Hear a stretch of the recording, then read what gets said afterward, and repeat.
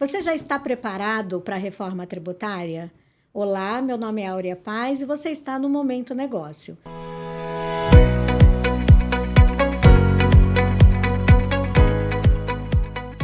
E hoje eu trouxe para falar sobre esse assunto o professor Flávio Vieira, autor de um livro maravilhoso, Contabilidade Tributária.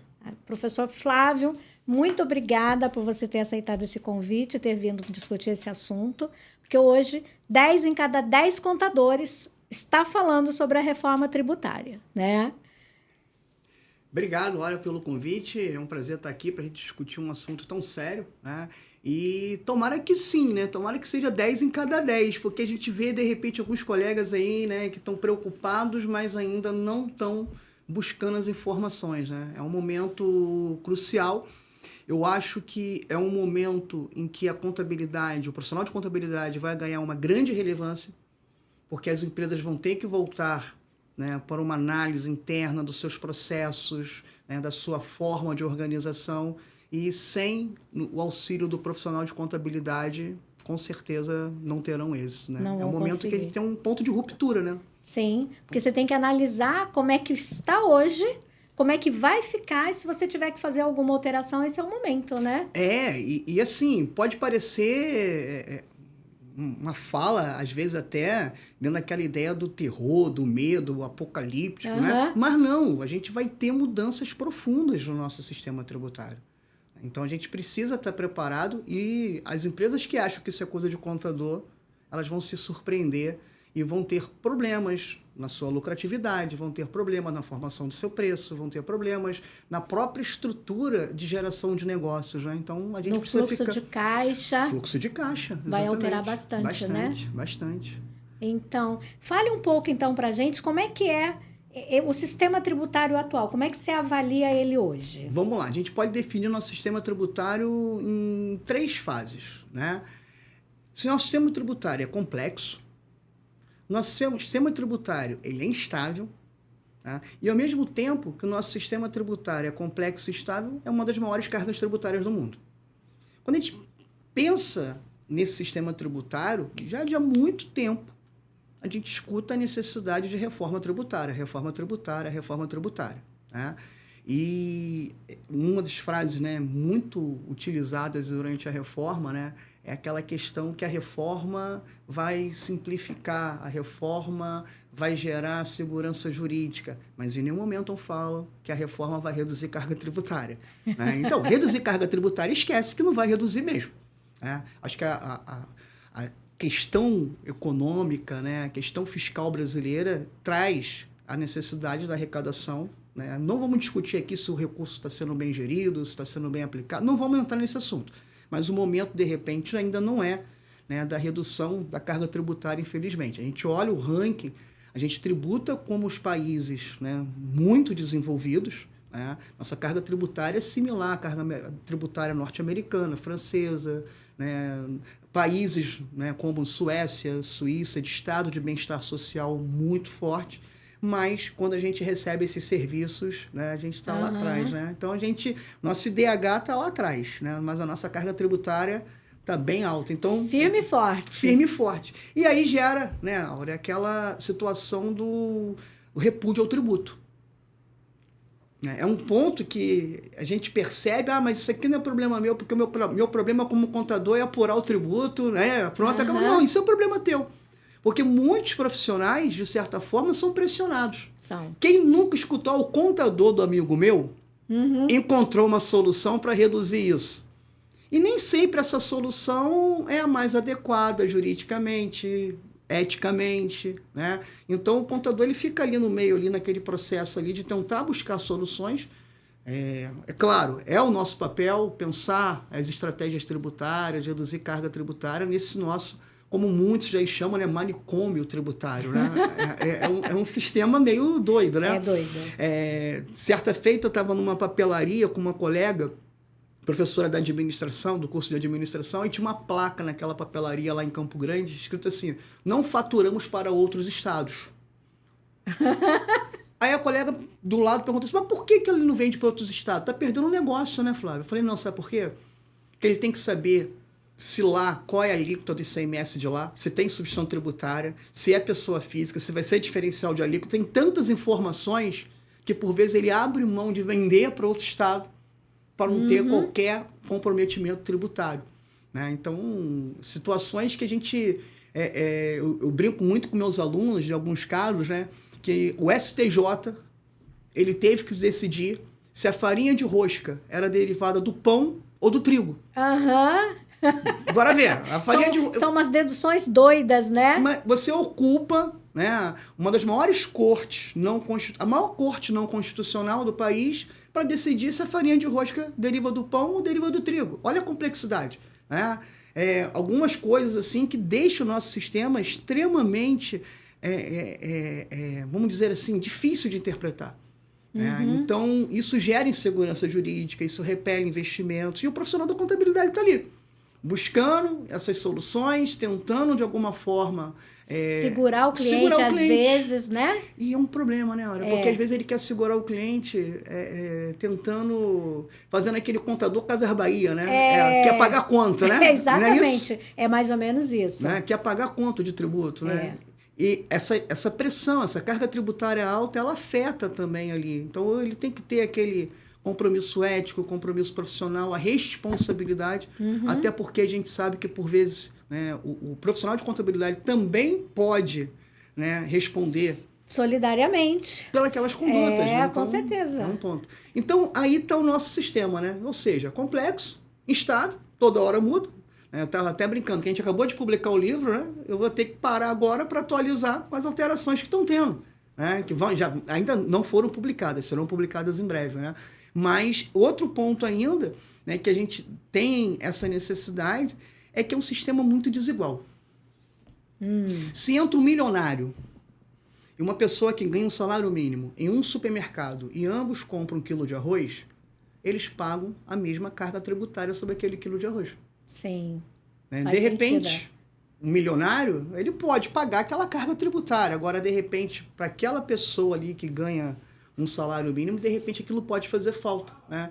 Então, essa tributação muito pesada sobre o consumo acaba que, de certa forma, gera uma desigualdade ainda maior, que é um dos maiores problemas que nós temos na nossa sociedade. Sim, né? A gente vê pequenos pontos de um sistema tributário muito defasado, né, que tem essa repulsa ao tributo. Né? Se a gente fizer uma pesquisa aqui agora, não aqui, tá, gente? Mas se você que está escutando aí, que a gente está acompanhando, eu faço a pergunta, será que se não fosse obrigatório pagar o tributo, você pagaria o tributo? 100% diriam que não, né? A gente já tem aquela nossa questão de proteção do nosso patrimônio, né? Sim. A gente pega o contra-cheque, olha de um lado, olha do outro, né? Mas por que tem isso aqui, né? Mas, além dessa questão, a gente tem uma sensação que o Estado não aplica os recursos da forma adequada, que é muito caro. A gente paga por uma série de serviços que estariam inclusos naquele processo, mas que acabam que não são entregues. A gente paga ali no tributo educação, saúde, segurança. Paga tudo isso, né? E nem sempre é entregue. Né? Além de pagar o tributo que contempla esses serviços públicos, você acaba contratando esses serviços em separado, né? Sim, e aí você paga 2 vezes. Paga 2 vezes. É bem complexo mesmo.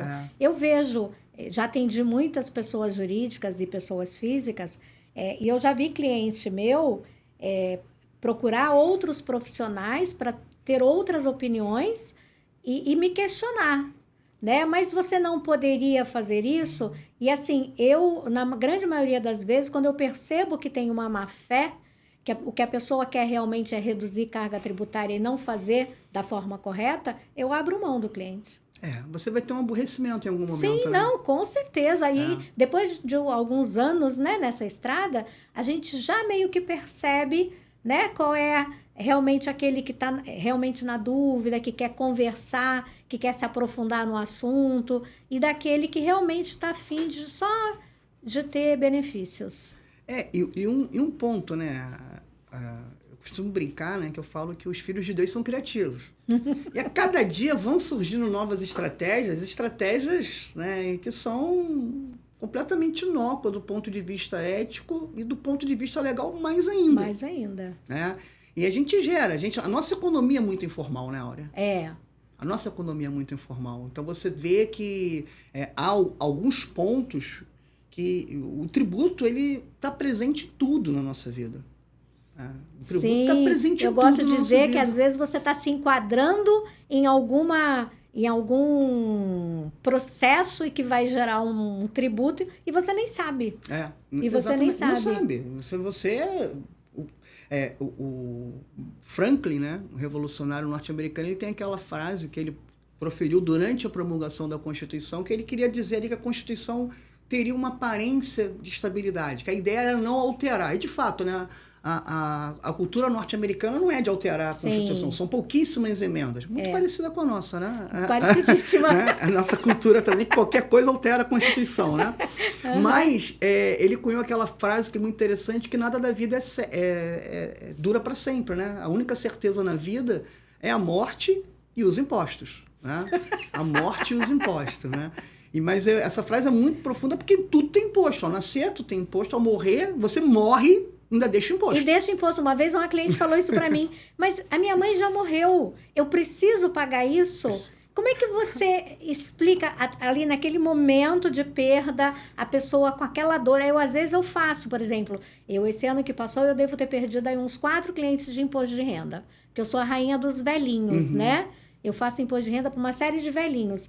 E eu fazia da filha, que tinha acabado de perder a mãe. Então, eu deixei passar uma semana, mandei uma mensagem de condolências e disse: você vai precisar de mim quando você for dar entrada no inventário. Faça isso logo, tá? E peça para que o seu advogado entre em contato comigo, porque era eu que fazia as declarações todas, né? E aí ela me agradeceu. Então, às vezes você fica nessa, né, cheio de dedos, gente, a pessoa acabou, mas você tem que, é o seu papel, você tem que explicar, você tem que falar, né? É muito complicado isso. E sim, a pessoa quando falece, ela tem imposto para pagar ainda. Meu sogro tinha uma frase, ele dizia assim: quando eu morrer, vocês se virem. E realmente ele morreu e largou. Largou tudo aí. Hamilton, meu marido, que teve que correr atrás de pagar tudo que tinha atrasado lá dele. Porque senão não fechava o inventário. Não fechava, né? É verdade. Não saía então certidão. Tá presente, né? Então tem todas essas intercorrências aí que a gente precisa estar sempre orientando, né? Então aí vem a criatividade. Vou dar um jeito aqui, vamos fazer aqui. Aí joga aquele pozinho de pirim-pim-pim, transforma um vínculo empregatício em PJ, né? E vão criando essas alternativas, né? Teve um caso muito interessante, a criatividade em busca da redução tributária, né? Eu tomo um café lá perto lá do meu trabalho há muitos anos, né, no mesmo local. Às vezes, quando eu chego ali, eu vou beber um café e tal. Essa questão de fraude, de invasão de conta, né? Aí eu vi um nome assim, puxei o extrato, vi um nome assim, né? José da Silva, não sei o que. Eu falei, o que é isso? Aí você invadiram a minha conta, né? Você vai, quando você olha o valor, não, calma aí. Esse valor aqui, aí você puxa, não, isso aqui foi o café que eu tomei de manhã. Aí você vai, no outro dia, curioso, né? Aí trocou o dono aqui. Não, por que não? Porque veio um nome diferente aqui no meu cartão, quando eu passei o débito. Ah, não, é porque agora, né, cada trabalhador aqui tá com uma maquininha aqui. Ah, como assim? Caraca! É a criatividade, né, do Filho de Deus para tentar buscar ali, né, a redução. Completamente equivocada, ilegal, né? E gerando reflexos, inclusive, naquela pessoa ali. Que não está sabendo de nada, né? Aposentadoria, né? Benefícios, né? É muita coisa. É muita coisa, né? Uma vez eu comprei roupas, eu me lembro que eu comprei roupas para as minhas sobrinhas, e depois que eu peguei o boletozinho do cartão, alguns dias depois, né? Porque eu enfiei dentro da bolsa e ficou largado lá. Era uma mecânica de automóveis. E eu fiquei tentando entender em que momento que eu tinha ido numa mecânica de carro e que aquele valor que eu tinha gasto... Eu fui procurar no Google qual era o nome da empresa e o endereço. Quando eu vi o endereço, eu falei, cara, agora eu sei o que é. Ou seja, umas coisas assim absurdas que até te deixa meio... E esse sistema também, ele tem uma coisa que... É estranho, né? Ele cria um comportamento do empresário, por exemplo, de apego, né? Ou da chamada síndrome do Peter Pan. É aquela empresa do Simples Nacional que não quer crescer, que não quer vai crescer para nunca. sair do Simples, né? Então ele vai criando aqueles subterfúgios, né? Sim. Então você tem um sistema que, de certa forma, todas essas questões acabam estimulando comportamentos que, por vezes, são inadequados. E, infelizmente, ali, né, a gente tem ali, em alguns casos, ali, uma pressão muito forte no profissional de contabilidade, né, Olha? Então, a gente precisa estar ali... Sempre antenado, sempre antenado, né? sempre buscando, sempre entendendo o nosso papel e, principalmente, né, tentando evitar os problemas. Né, isso, tentando evitar os problemas para que a gente não tenha nenhuma consequência, né? É o nosso sistema, né? É. Bom... Então, vamos falar agora, então, das mudanças, né? Quais são as principais mudanças aí que vão vir com essa reforma? Vamos lá. A gente tinha, né, aquele modelo ideal de reforma e a reforma que foi aprovada.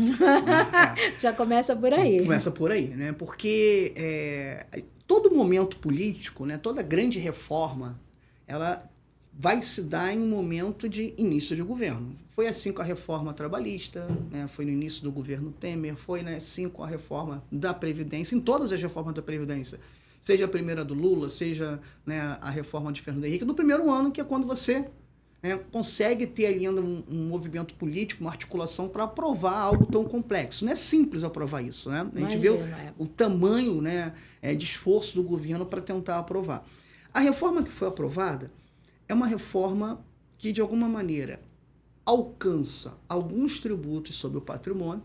Então, nesse país, por exemplo, se você tinha um carro lá barato, vamos dizer assim, que não posso falar que é um carro barato, um carro de menor preço, né? Vamos dizer, você pagava um imposto chamado IPVA. Entendeu? Agora, se você andasse de helicóptero, ou de iate, ou de jatinho, você não pagaria. Né? Quer dizer, então tem essas coisas assim meio... não era previsto, né? Você teve uma alteração, sim, prevista na Constituição, mas nem todos os estados ainda implementaram, é importante destacar isso.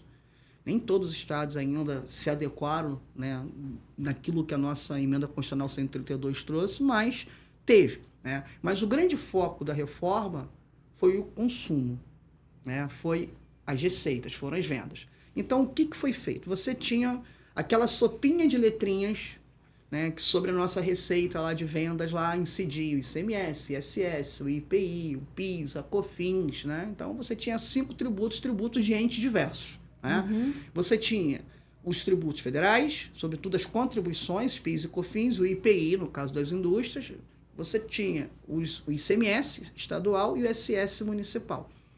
Qual foi a ideia? Pô, tudo sobre o mesmo fato. PIS e COFINS caminham juntinhos, né? Só troca a alíquota. Basicamente, as regras são quase que idênticas, vamos assim dizer. Então, vamos simplificar isso? Então, qual foi a saída? A carga tributária não dá para diminuir. Você pode fazer reforma reduzindo carga. Esquece. Você pode fazer uma reforma simplificando. Já ajuda. Né? Então, essa que foi a ideia. Mas uma coisa é aquilo que se divulga, outra coisa é aquilo que a gente experimenta. Vamos fazer uma análise bem criteriosa aqui. A reforma trabalhista prometeu gerar empregos. Bom, não vou nem concluir.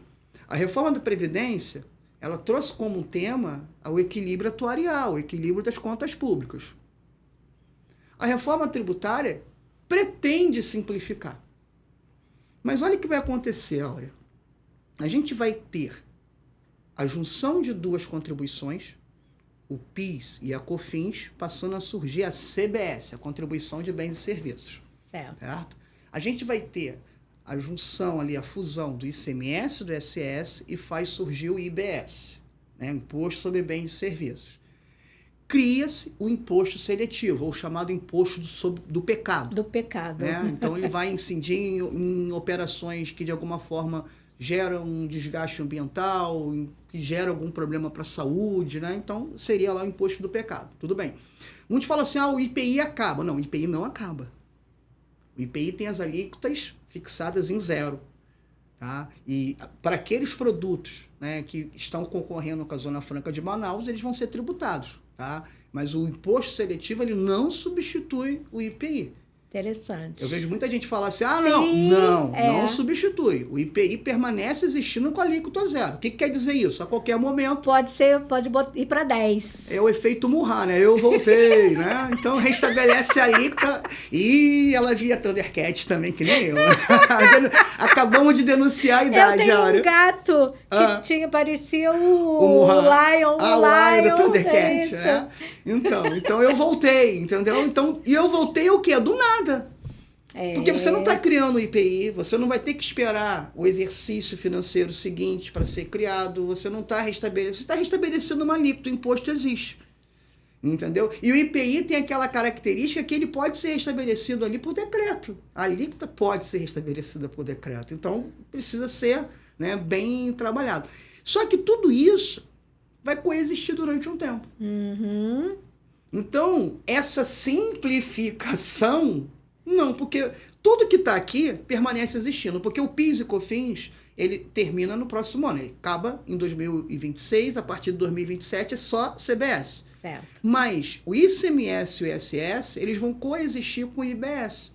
Até porque isso é um ninho de vespa, né? Nossa, imagina. ICMS e ISS, Não. Deus me livre. Assim, tem as suas vantagens. Porque hoje...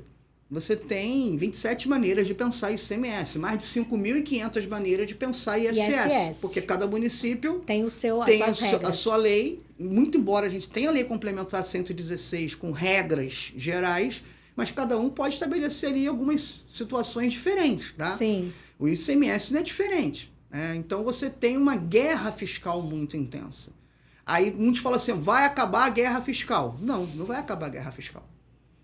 Porque com esse novo modelo que está sendo implementado, a ideia é que o estado que vai ficar com a arrecadação é o estado de destino do produto. Hoje é o contrário. Na maior parte dos casos, a arrecadação fica na origem e não no destino. Uhum. Então, isso fez com que o estado do Rio de Janeiro, por exemplo, experimentasse um esvaziamento de muitas indústrias que saíram do Rio e foram em busca de incentivos tributários em outras localidades. Só que esse processo de transferência, né, da origem para o destino, isso vai levar 50 anos. Igual o diferencial de alíquota, né? Que levou 5 anos, se eu não me engano, para mudar. Mas, então, não vai mudar da noite para o dia. Então, no futuro, acaba com essa questão de guerra fiscal, porque uma guerra fiscal é algo burro. Né? A diferença de eu ter uma empresa no Rio de Janeiro para ter uma empresa, de repente, em Rio Bonito, por conta de uma carga tributária, o que isso acrescenta na economia do Rio ou de Rio Bonito? São 2 municípios que estão disputando uma empresa ali. Sim. Né? E não precisa ser assim, né? A gente tem que brigar com outros países, não dentro da nossa federação, né? Acho que é um ponto que a gente precisa levar em consideração. Isso vai coexistindo, né? Então, ao mesmo tempo que você vai ter que permanecer conhecendo as regras do ISS, do ICMS, você vai aprender as regras novas do IBS. Uhum. E aí, conforme o tempo vai passando, até 2033, essa alíquota do IBS e do ISS vai gradativamente aumentando, ao passo que a do ICMS e do ISS vai reduzindo até acabar.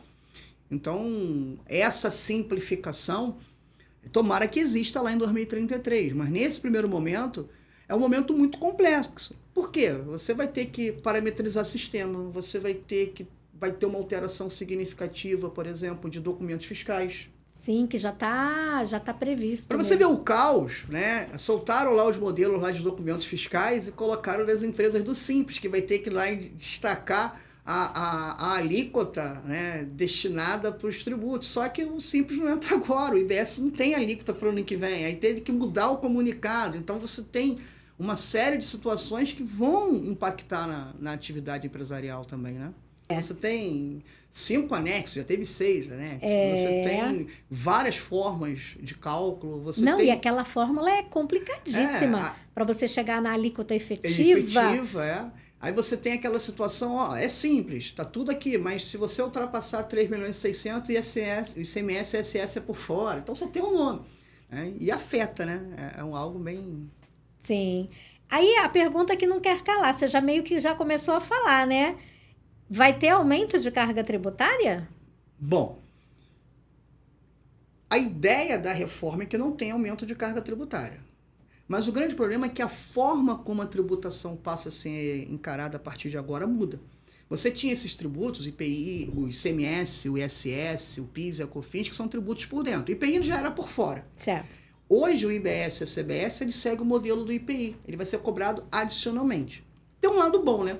Porque hoje, por exemplo, se você pergunta para uma pessoa o quanto que ela pagou de tributo, sei lá, comprando essa canequinha, ela não sabe. Não sabe. É a transparência que eles falam, A transparência, né? exatamente. Então, de repente, quando eu olhar que nessa canequinha aqui, sei lá, de R$ 15, eu tenho R$ 5, R$ 6 de tributos. Sim. E vou começar, calma aí, mas por que eu estou pagando tão caro? Né? Uhum. Então, isso pode ser que crie na nossa população uma consciência fiscal, né? E uma cobrança também, porque ali muitas pessoas acham assim, eu não pago tributo. Mas você paga o tributo quando você consome. Nesse preço aqui que foi formado no valor dessa caneca, está inserido os custos, as despesas que ele teve para vender, os tributos. E você não está percebendo, porque o tributo está inserido, né? Então, com essa tributação por fora, as empresas precisam rever os seus preços. Uhum. Né? E por que vai rever o teu preço? Porque agora eu não vou poder continuar praticando o mesmo preço. Então, imagina, mudou o sistema. Né? Até hoje era o nosso sistema atual, agora vai ser um novo sistema. Eu vou ter que ver. Porque se eu continuo cobrando no meu preço os tributos que estão aqui inseridos, eu vou gerar um problema de preço para o consumidor, porque ele vai ter que pagar aquele preço que ele já está acostumado, mas Sim. estimamos aí entre 26,5% e 28%, né? A alíquota concentrada ali do IBS e da CBS, né? Mas isso aí pode gerar um problema. Então, vai ter aumento de carga tributária? Para a empresa, não. Porque a empresa hoje, ela passa a ser tão somente a gestora daqueles recursos. Porque quem está pagando mais do que nunca hoje é o consumidor. Isso é uma coisa que eu falo tanto. Porque a empresa, ela repassa esses tributos, essa carga tributária, ela repassa, ela fecha o seu preço de venda com aquilo tudo embutido. É o markup. É isso aí. Não é? É isso aí. Ele está ali no preço. Está no preço. Ela recebe e repassa. Né? Repassa uma parte e fica com o restante. Nessa estrutura também, hoje as empresas vão ter que prestar mais atenção pelo seguinte: recolher ou não recolher o tributo é uma decisão gerencial. Vamos lá, imagine que eu vendi esse produto para você. Você vai ter que recolher o tributo. No preço, eu já te paguei o tributo. Só que você comprou esse produto de uma indústria, né, e na tributação não cumulativa, né, já pagou parte desse tributo. Sim. Imagina, eu comprei esse produto aqui por R$10. Né? Vamos pensar numa alíquota hipotética aqui de 1%. Você já deixou R$1 lá para a indústria. Então, a indústria já recolheu aquele R$1 para o Estado. Aí você pega esse produto, transforma ele lá de alguma forma, encanta o cliente, vende ele por 20. Você teria que pagar, né, mais R$2. Sim. Só que você já pagou você desconta, não é isso? Sim, é Beleza. isso. Só que a decisão de recolher R$1, a decisão de recolher a diferença é tua, é da indústria.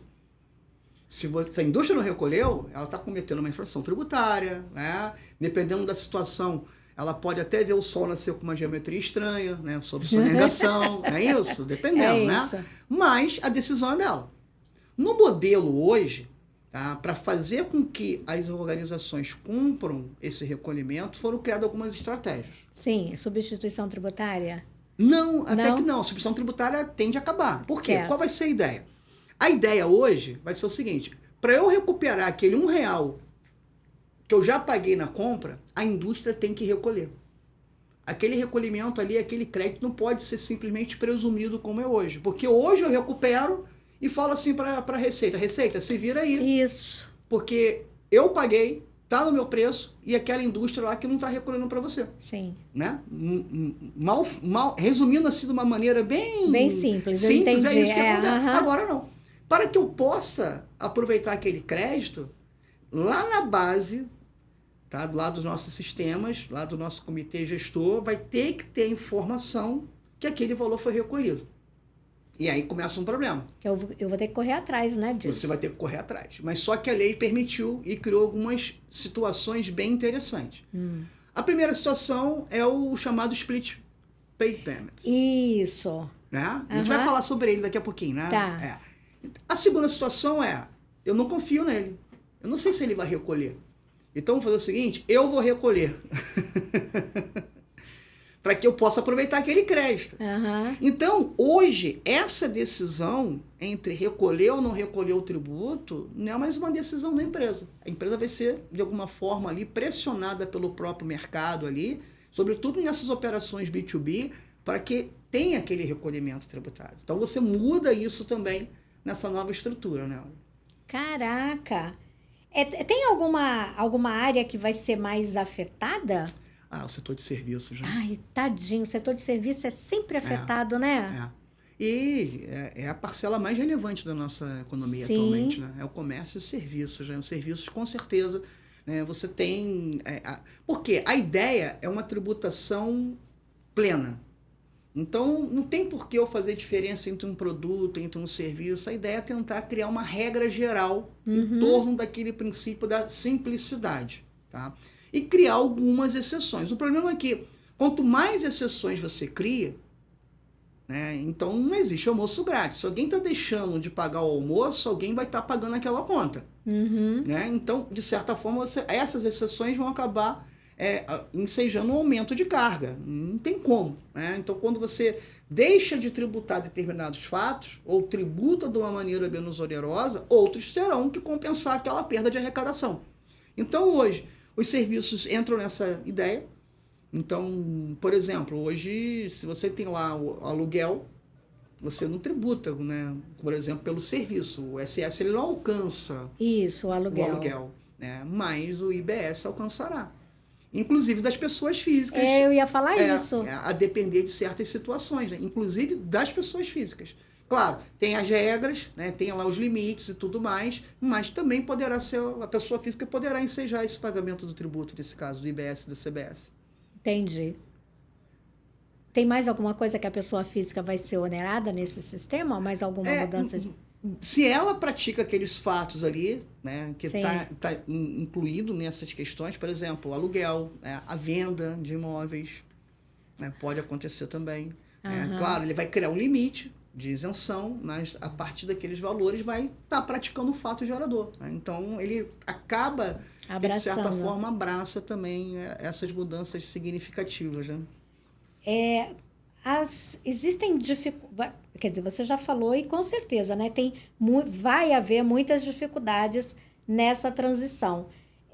Quando é que a gente vai começar a sentir realmente as mudanças? Já falou que em 2026, né, já inicia. 2026 é um período de teste, né? Eu acho que isso foi um ensinamento que nós tivemos, uma mudança que foi durante muito tempo desejada pelos setores econômicos, e quando veio, foi aquele presente indesejado, né? Durante muito tempo, o setor ele queria a não cumulatividade do PIS e COFINS. Sim. Então, foi um movimento muito grande, e lá em 2003, isso veio acontecer. Só que a diferença entre o antídoto e o veneno é a dose. Só que eles carregaram na carga tributária do PIS e COFINS do sistema não cumulativo. Sim. E depois que começou a tributar, para você rever aquilo ali é muito complicado. Né? Então, o PIS e COFINS, né, que eram tributos relativamente simples, tranquilos de se apurar, virou um monstro. Criou aí a chamada tese do século aí da exclusão do ICMS da base de cálculo do PIS e COFINS. Né? Então, com esse ensinamento, tá, eles criaram um modelo que vai ter um teste. Então, ano que vem, a gente tem um período de calibragem. O governo precisa saber qual o potencial de arrecadação que ele vai ter. Porque a ideia é não aumentar a carga tributária, mas também não reduzir. É tentar manter esse parâmetro. Certo. Então, como que vai ser feito esse teste? Entra em vigor o IBS e a CBS com uma alíquota de 1%. Caso a empresa opte por recolher, e por que ela opta por recorrer? Porque a lei ela estabelece que se a empresa cumprir as obrigações acessórias, ela não precisa recolher. Ela só precisa cumprir as obrigações acessórias, porque o que o governo quer? Ele quer testar, ele quer calibrar para ver qual alíquota efetivamente que poderá ser cobrado lá na frente. Essa que é a ideia. Certo. Isso é um ponto bom. Né? Espero que seja usado adequadamente. Né? Mas, com essa ideia que inicia a cobrança do IBS e do CBS com 1%. Já em 2027, aí a gente já tem o fim do PIS e COFINS e já entra efetivamente a CBS a partir de então e o IBS, né, começa a ter aquelas alíquotas subindo. Certo. Você já tem alterações também, por exemplo, com o imposto seletivo, que ele começa lá em 2027. Então, aqueles produtos, né, que são considerados nocivos ao meio ambiente, à saúde, eles já começam a ser tributados, né? E você tem esses efeitos a partir de agora. Então, muita gente fala assim, então eu vou esperar 2026 para fazer essas alterações. Não, eu não esperaria. É porque você já precisa estar preparado agora. Então, você começa a já ver o efeito disso, até para tu estudar as suas estratégias, porque isso pode, de alguma forma, comprometer a estratégia empresarial. De quem eu estou comprando? Para quem eu estou vendendo? Uhum. Você vai ter algumas alterações significativas nesse processo. Então, você tem que começar a conhecer essas alterações agora, nesse processo, para lá na frente você já ter condições de decidir o melhor caminho, né? É um ponto aí que nem todo mundo está dando a atenção necessária, né? E com relação ao porte de empresa, você acha que vai haver algum impacto maior na microempresa, na pequena empresa? Sim, é um ponto fundamental com as empresas optantes pelo Simples Nacional. Vamos lá, vários pontos. Vamos lá. Senta que lá vem a história. Primeiro ponto aqui, acho que é o ponto principal. Hoje, se eu tenho uma empresa optante pelo Simples Nacional que vende para uma outra empresa, a compradora toma créditos, tá? Por exemplo, de PIS e COFINS com alíquota integral. Não importa que a empresa vendedora seja do Simples, do valor daquela compra, ela vai aproveitar o crédito lá de 1,65% de 7,6%. Essa foi uma medida que foi criada lá atrás para estimular o comércio das empresas de pequeno porte do Simples, porque as empresas não compravam das empresas optantes pelo Simples porque não dava crédito, então ela preferia comprar das grandes empresas. Só que com a reforma isso retrocede. E por quê? Né? Vai permanecer o modelo que existe hoje para o ICMS. Então vamos lá, para o PIS e para a COFINS, hoje, se uma empresa compra de uma empresa do Simples, ela toma o crédito integral. 100%. Mas em relação ao ICMS, não. É só ela pega aquele percentual de distribuição da alíquota efetiva, que tem que estar na nota fiscal, para ela aproveitar proporcionalmente a alíquota efetiva. A alíquota efetiva dele, sei lá, é de 9,35%. Aí ele vai pegar lá, então 33, 32,5% dessa alíquota é o meu crédito tributário. É isso que vai acontecer com as empresas do Simples. Entendi. Ou seja, ela vai deixar, né, de possibilitar esse crédito tributário pleno. E qual pode ser a consequência?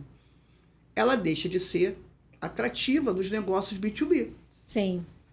Então aí é o momento, quando a gente falou assim, precisa pensar no que vai afetar a empresa. É o momento da gente pensar as estratégias tributárias com essas alterações. Então, se eu tenho uma empresa que, por exemplo, ela tem vendas para pessoas jurídicas e vendas para pessoas físicas, talvez seja a hora da gente pensar num planejamento, né, por meio de uma reorganização societária. Sim. Então, cria uma outra empresa especializada em vendas, né, para pessoas jurídicas e uma outra empresa especializada em vendas para pessoa física.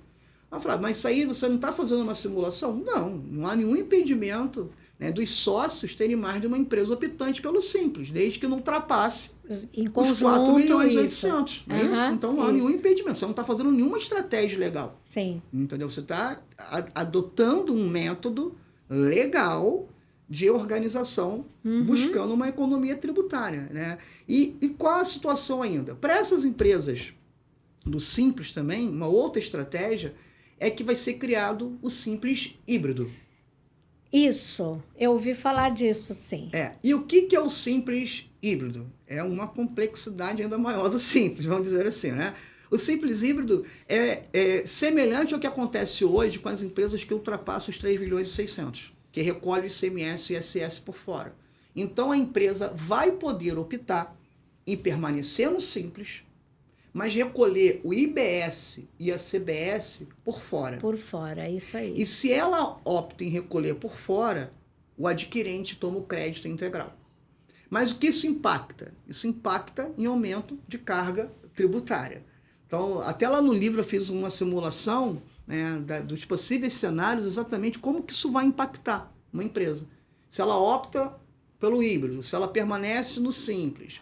Se ela permanece no simples, por vezes, ela pode perder algumas vendas. Mas, de repente, se não for tão relevante para ela, vou perder, pronto, acabou. Sim. Entendeu? Não vou aumentar meu custo operacional. Absorve e pronto, né? Vamos caminhar para outro segmento, Sim. entendeu? Mas isso precisa ser do conhecimento, né? As empresas do simples. Muitos falam, né, que haverá uma migração natural do simples ou para o simples híbrido, ou por vezes, dependendo do setor de serviço, dependendo da questão ali, ela já pode ir direto, né, sair do simples mesmo, ir para o presumido ali, em busca de uma economia tributária. Então, vai ter alterações significativas, sim. Precisamos estar preparados. Pode haver até uma mudança de cenário, de novos serviços, de novos produtos, de novas parcerias, né? Porque aí você começa a ver novas possibilidades. Porque isso é típico do ser humano, né? Ele não se mexe enquanto ele não tomba. Não tem enquanto dificuldade, né? Quando aparece a dificuldade que ele para e pensa, não, peraí, já que eu estou mudando, então vamos lá, vamos pensar, vamos repensar. De repente, novos negócios, novos serviços, novos produtos, né? Para tentar aproveitar. Já está mudando mesmo, né? Então, no seu ponto de vista, o que essas empresas devem começar a fazer hoje? Primeiro, entender o reflexo dessas alterações no seu modelo de negócio. Procurar o seu contador, né? Procurar o seu contador. O contador tem que auxiliar essa empresa para entender, olha, a tua carga tributária hoje é esta. O preço que você pratica é este. Se você permanecer com essa situação ao longo dos próximos períodos e simular o que vai acontecer em 2026, o que vai acontecer em 2027, até 2033. Para que ele tenha uma visão ali integrada desse processo e entender como que ele vai se posicionar. O cuidado. Engraçado, né, são as grandes mentiras, né? Não, a reforma não vai afetar o simples. Como não? Entendeu? Como não? Vai afetar o simples. Com certeza. Vai afetar o simples, sim. Entendeu? Você tem até uma mudança que já entrou em vigor esse ano, a mudança do conceito de receita bruta para a fim de apuração. Veio na emenda, veio com a alteração da lei complementar. Então, você tem uma série de situações que precisam ser revistas, né, e bem analisadas, interpretadas, né? O profissional de contabilidade, nesse momento, ele vai ganhar um espaço significativo. É um grande momento, né? Porque talvez a gente possa pensar assim, ao longo aí da nossa história recente, né? As leis 6.404, né? O professor Eliseu Martins sempre fala que foi um grande marco. Sim, né? Eu fazia faculdade. O processo de convergência contábil, vai valorizar, um grande marco. Mas eu acho que essa reforma vai ser significativa também para o profissional, porque, de repente, né, muitos empresários falam assim, tributo não é problema meu. Nossa, que fala equivocada, né? Isso aqui é com o meu contador. Contador, né? Se vira aí, né? Mas ele tem que entender. Ele tem que entender de quem ele compra, qual é o efeito que vai acontecer com quem ele compra. Né? Porque você tem uma mudança, você tem alterações significativas nesse fluxo. Se eu ser uma empresa do simples, eu vou ter que rever. Vale a pena ficar no simples? Né? As empresas que estão hoje no setor do segmento de serviços, elas precisam estar muito atentas, elas precisam já começar a projetar esses cenários, precisa desenvolver o seu plano orçamentário contando com aquilo que pode acontecer ali na frente. Né? Então, é o momento ali que, empresário, chama lá o teu contador, bate um papo com ele, entenda esses processos, entendeu? Para que a gente possa sair da melhor maneira possível, né? Porque é interessante, né? Eu gosto sempre de citar uma frase, porque o Franklin, eu já falei da frase do Franklin que ele falou, né? Que só tem duas certezas, a morte e os impostos, não é isso? Mas o Will Rogers, que foi um parlamentar norte-americano, um comediante, né? Ele cunhou uma frase maravilhosa que reflete muito esse momento, né? Que a diferença entre a morte e os impostos é que a morte não fica pior quando o Congresso se reúne. Né? Então, toda reforma tributária, ela tende, de alguma forma, a trazer essa complexidade. Né? Para quem está no mercado aí já há algum tempo, quem tem experiência acumulada aí no mercado, está vendo que cada vez mais vai ficando o quê? Vai melhorando? Não. Cada vez mais fica complexo. Né? E a gente tem uma grande peneira, porque assim... eu vivenciei várias mudanças, né? Então, a minha primeira mudança dentro da contabilidade foi a informatização.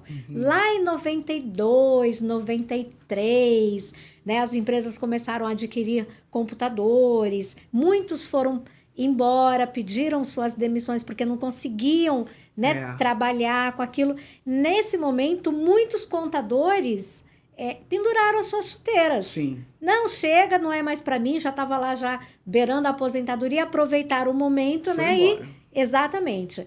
Aí as coisas foram acontecendo e eu vejo um segundo momento, a época do SPED. Sim. Quando os SPEDs começaram a ser obrigatórios, eu também vi um movimento de alguns contadores meio que também pendurando a chuteira. Eu mesmo fui uma que olhei e falei assim, não, gente, pelo amor de Deus, chega, sabe? Hamilton, ainda bem que eu tenho meu marido lá em casa, que ele gosta, tal, então, ele mesmo com 60 e tantos anos, ele ainda gosta, faz, entende, estuda, eu não. Eu falei, não, chega, para mim já deu. E agora, né, esse momento dessa reforma, né, tributária, eu imagino que muitos profissionais também vão passar a bola. Toma, vão pegar os mais novos, que estão chegando no mercado com a cabecinha mais fresca, né? E toma, meu filho, agora é contigo. Agora é contigo. Assim, mas eu acho que a grande vantagem, né, que a gente hoje tem a tecnologia do nosso lado, né? Eu acho que isso vai ser um diferencial, né?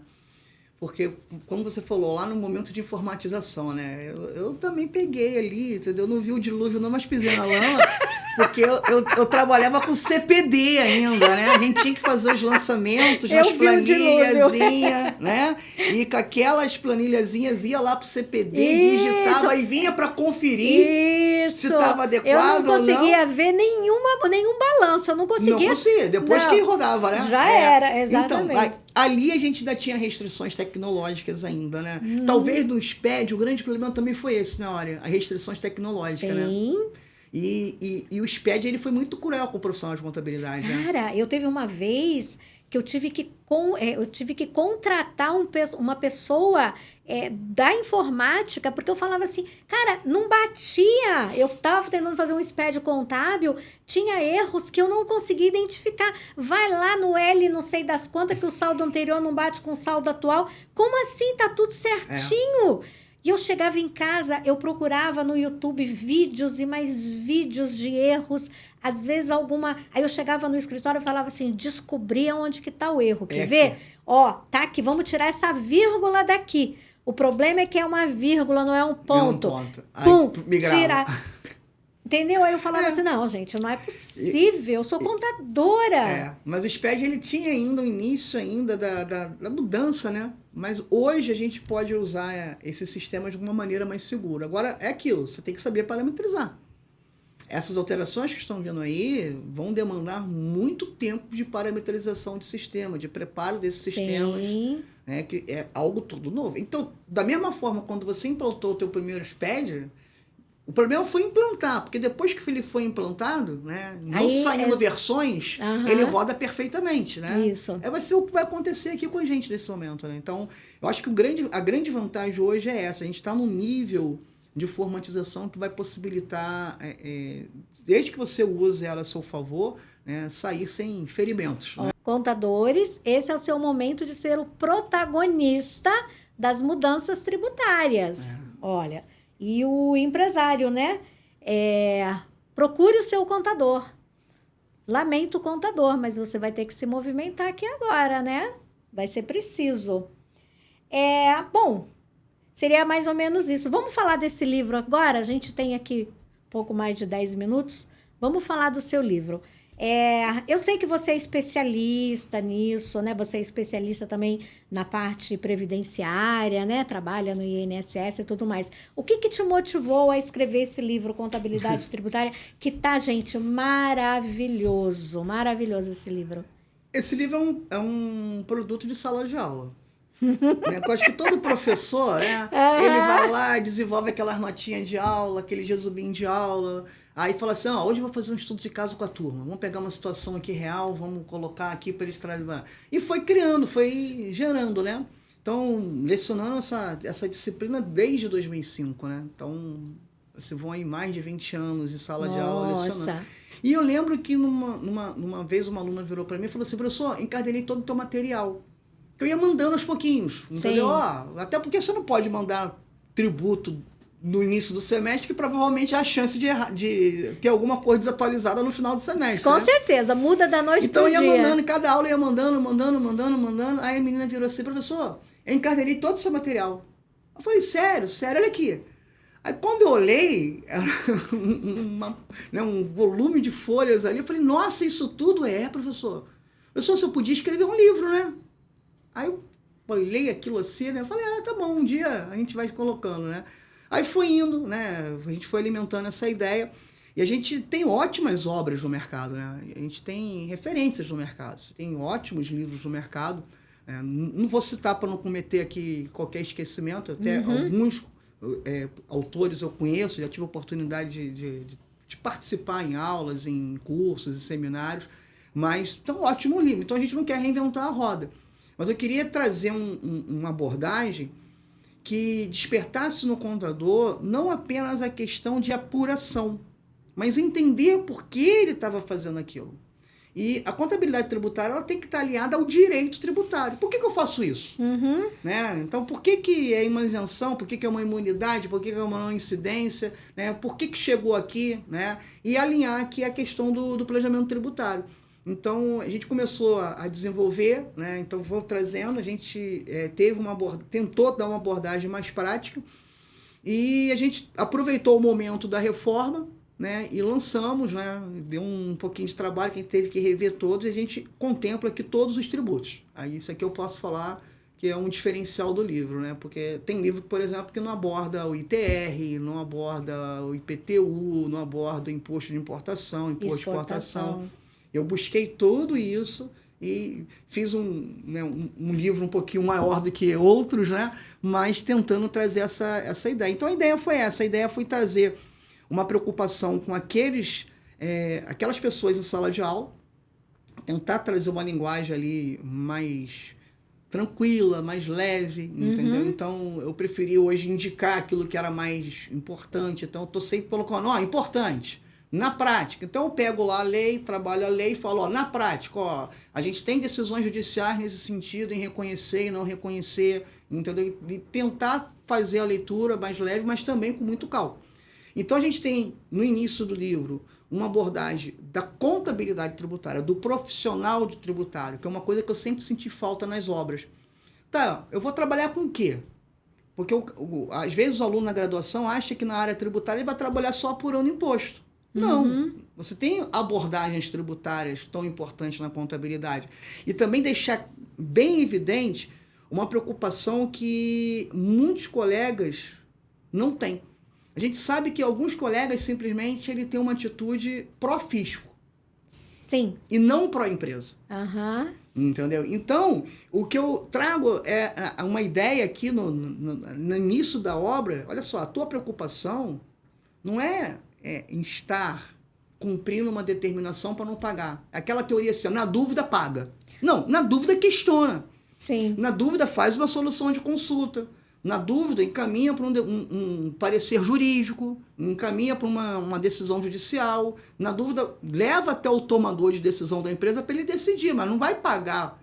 Aquela teoria, mantém um leão alimentado que ele não sai para te caçar. Né? Não, é isso. Então, a gente foi criado durante muito tempo com essa cultura do contador, né? Uma atitude mais de precaução. Então, não, aqui a gente muda essa ideia. A gente vai na ideia do patrimônio da contabilidade.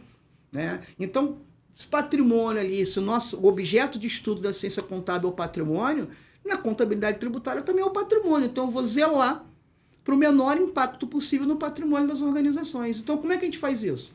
É o gestor tributário, é o planejamento tributário, é a auditoria tributária, é o compliance tributário. Então, são segmentos em que o profissional pode atuar, né? E às vezes ele não tinha essa visão, vou só calcular tributo. Então, a gente tem essa ideia. Aí a gente passa por uma parte ali que a gente trabalha as noções essenciais do direito tributário, né? As garantias constitucionais, porque há determinadas situações que o contador ele tem que ter a capacidade de olhar uma publicação de uma lei e falar, isso aqui está errado. Isso aqui não pode ser assim. Sim. Isso aqui é inconstitucional. Isso não precisa de um advogado. O contador já pode orientar ali o cliente dele, foi publicada aqui essa taxa que eu entendo que é inconstitucional. E quantos tributos são criados nesse país e que mais tarde são julgados inconstitucionais. E aí, repara, olha o reflexo no fluxo de caixa dessas organizações durante todo esse tempo. Mas depois ela recebe. Nem sempre. R$1 hoje vale muito mais do que R$1 daqui a 5 anos, né? Com certeza. Então a gente tem que ter esse cuidado. Então, quem quer atuar na área tributária, ele tem... eu preciso fazer uma faculdade de Direito, eu preciso ser especialista em Direito Tributário. Não, mas você tem que ter o conhecimento. Aquilo que vai afetar. Né? Aí depois a gente começa a falar da reforma, a gente fala lá, né, do IBS, da CBS, do Imposto Seletivo, e aí começa a trabalhar todos os tributos e finaliza ali com a reforma, né? Com o planejamento tributário. A gente faz alguns testes. Sim. Exatamente para tentar colaborar com alguns colegas que estão tentando se reposicionar no mercado. Eu acho que esse momento a gente vai ter um reposicionamento na área tributária, sim. Né? A gente vai ter uma oferta maior de vagas nesse segmento. As empresas precisam ter essa mão de obra sim. mais especializada, né? E também aqueles que estão iniciando a jornada, né? Então, a ideia foi essa, né? Não foi reinventar a roda, mas foi colocar um outro olhar nas excelentes obras que já existem, que são inspirações e estão lá, né, na nossa bibliografia aqui, né? Então, professor Crepaldi, professor Paulo Pegas, né? E tantos outros aí, professor Fabretti, tantos outros professores aí que já pavimentaram essa estrada. Sim. Então, a gente vem também para colaborar, para debater. E aquilo é um risco, né? Porque eu falei assim, eu vou sair na frente. Vou aproveitar, vou sair na frente, porque os outros livros ainda não estão atualizados com a reforma, né? Estou correndo riscos. Mas quem sai na frente, né, tem o direito de estar, né, de alguma forma, né, rever os seus posicionamentos futuramente. Então, são pontos aí que a gente tem. Eu vi aqui que tem vários estudos de casa. Eu me lembro, quando você dava aula para o Pedro, que ele chegava em casa, às vezes, com aqueles catatais de estudo de caso, sentava ali, mãe, me ajuda aqui. Aí eu ia e falava, essa palavra aqui, é aqui que tu tem que focar, tá vendo? Olha, isso aqui é uma... Não dizia que era pegadinha, porque a aluna adora dizer que o professor faz pegadinha, né? Um artifício pedagógico de assimilação do conhecimento. Exatamente. Aí eu dizia, presta atenção, olha, é isso aqui que você tem que se ligar. Aqui é que tá a diferença, aqui é que tá o pulo do gato, tal, né? Mas adorava. Até às vezes pegava um ou outro também para as minhas aulas, para aproveitava em outros momentos. A ideia é essa, né? Olha, a gente recebe o conhecimento e a gente também tem que transmitir, né? Também então, acho. Eu acho isso muito importante. Esse teu podcast aqui, esse seu canal, é interessantíssimo, né? Essa conversa, né? E eu pelo menos senti falta, porque você não vê isso dentro da área contábil. Eu, assim, já procurei, já pesquisei, e é muito bom isso, você trocar ideias, como eu falo no meu vídeo, eu falo assim, eu tenho experiência, eu tenho a parte teórica e eu tenho amigos. Vamos juntar tudo isso? Mais importante que saber é conhecer quem sabe, né? Então, né? Exato. Eu já fiz algumas perícias tributárias, eu já dei aula de perícia tributária, inclusive indo nas resoluções, porque isso é importante, você saber que a legislação ela está assim, mas teve uma decisão assado que você pode aproveitar para oferecer aquilo como um diferencial do seu serviço e tudo mais. Mas tem sempre alguém que sabe mais do que a gente. Nesse caso aqui é o professor Flávio. Nada, que isso. A gente vai sempre aprendendo. A gente sempre aprendendo. E assim, é muito bacana as conversas em sala de aula, nas palestras, que a gente sempre... Eu falo que a gente nunca entra numa conversa e sai vazio. Sim, Você sempre consegue ali tirar algum ponto, algum conhecimento, né? Então, eu adoro quando os alunos perguntam, né? Professor, posso perguntar? Claro, está no contrato. Pergunta o que você quiser, entendeu? Se eu não souber, melhor ainda, que a gente vai pesquisar e vamos aprender, né?